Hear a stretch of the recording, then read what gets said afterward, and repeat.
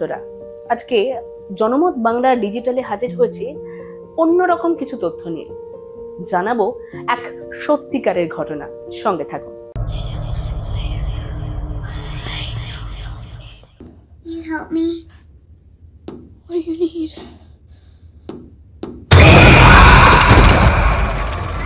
পুতুল নামটির সঙ্গে জড়িয়ে আছে ছোটবেলার অনেক স্মৃতি। পুতুল মানে ছোটবেলায় সেই ছোট ছোট হাত দিয়ে একেবারেই আষ্টে পৃষ্ঠে জড়িয়ে থাকা ছোট্ট সুন্দর জিনিসটি। পুতুল মানে ঘরের এক কোণে শোকেসে সাজিয়ে রাখা এক ছোট্ট মিষ্টি হাসি ছোট্ট জিনিস। কিন্তু কখনো কি একবারও মনের মধ্যে খটকা এসেছে যে যে পুতুলটিকে আপনি ঘরের কোণে সাজিয়ে রেখেছেন সেই পুতুলটির আড়ালে কোনো আত্মা আছে কি?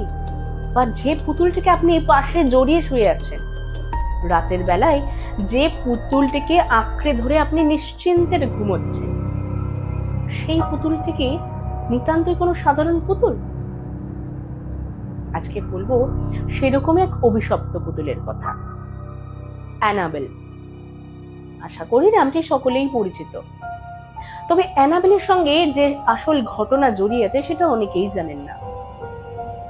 অ্যানাবেলের জন্ম 1970-এর মার্কিন যুক্তরাষ্ট্রে। এই পুতুলের সঙ্গে জড়িয়ে আছে নানা ধরনের ভুতুড়ে কাণ্ড, এবং সেই কাণ্ড কিভাবে প্রকাশ্যে এসেছে আজকে তারই বৃত্তান্ত নিয়ে আলোচনা করব।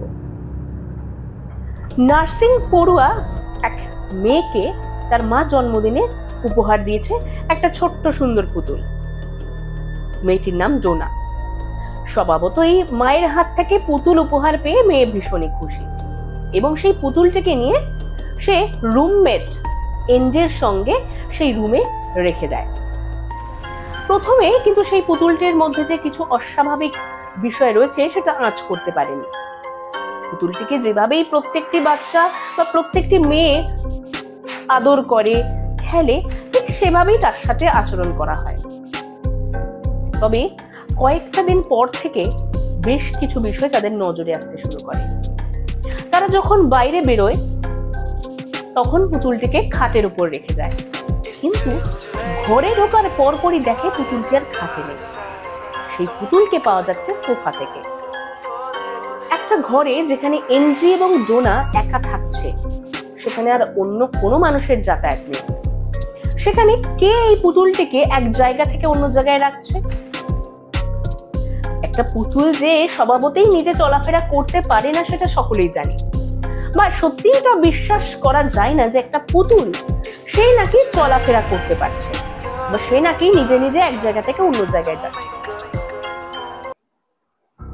বেশ কয়েকদিন পর পর এইরকম ঘটনা কিন্তু তাদের নজরে আসে, এবং একদিন এমন একটা ঘটনা তাদের চোখের সামনে ধরা পড়ে যা দেখে আটকে ওঠে তারা।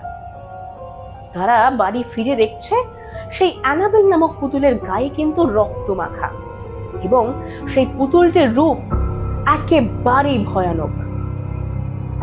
যেন এই পুতুলের রূপে কেউ একজন তাদের দিকে তেড়ে আসতে চাইছে, বা তাদেরকে কিছু বলতে চাইছে, একটা ভেতরের আর্তনাদ প্রকাশ করতে চাইছে।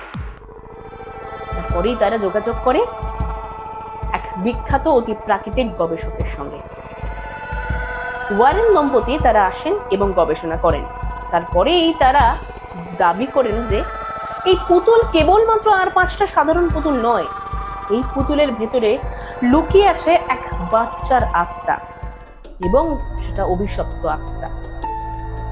সেই আত্মার জেরেই এই পুতুলটি নানা অদ্ভুত আচরণ করত, বা এই পুতুলটি নানা ধরনের অশরীরী কাণ্ড ঘটাতো।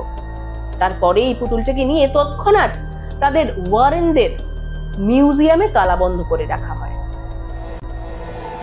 তারপর থেকে কিন্তু এখনো পর্যন্ত সেই মিউজিয়ামেই তালাবন্ধ রয়েছে সেই অভিশপ্ত পুতুল অ্যানাবেল। আচ্ছা ভাবুন তো, যে পুতুলটিকে আপনি রোজ কাছে নিচ্ছেন, যে পুতুলটিকে নিয়ে আপনি নানা ধরনের রঙিন স্বপ্ন দেখছেন, আজ পুতুলের বিয়ে দেবেন, কাল পুতুলের জন্মদিন পালন করবেন, সেই পুতুলই যদি একদিন আপনার উপর চড়াও হয়, বা সেই পুতুলের যদি কোনো অস্বাভাবিক আচরণ চোখে পড়ে, তবে ঠিক কেমন অনুভূতি হবে আপনাদের? অবশ্যই আমাকে কমেন্টে জানান। বা আপনাদের সঙ্গেও কি এরকম কোনো ভুতুড়ে কাণ্ড ঘটেছে, সেটা কিন্তু আমাকে কমেন্টে জানাতে পারেন। আপনাদের ভুতুড়ে কাণ্ড তুলে ধরবো জনমত বাংলা ডিজিটালের পেজে। আপনাদের সাথে ঘটে থাকা সত্য ঘটনা প্রকাশ করব আমরা এই পেজ থেকে। তাই আপনাদের যদি কোনো এই ধরনের অলৌকিক ঘটনা থেকে থাকে, অবশ্যই আমাকে শেয়ার করবেন বা আমাদেরকে জানানোর চেষ্টা করবেন। আমরা চেষ্টা করব আপনার সঙ্গে ঘটে থাকা কোনো ঘটনাকে সকলের সামনে তুলে ধরা। সঙ্গে থাকবেন জনমত বাংলা ডিজিটাল।